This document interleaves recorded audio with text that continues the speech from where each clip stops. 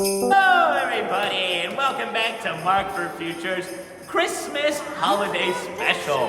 In this activity, we're going to be making some beautiful snowmen. And Teacher Darren here is going to explain how we're going to do that. Right, so what we've prepared, and the students have helped us prepare, is to scrunch up any paper, an old newspaper, recyclable paper, any paper you can find. And we shape them into two different size balls. Then the next step is to attach them or glue them together and then glue cotton wool all the way round so it creates the effect of a snowman. And then obviously being a snowman, it needs a nose, it needs eyes, and it needs buttons.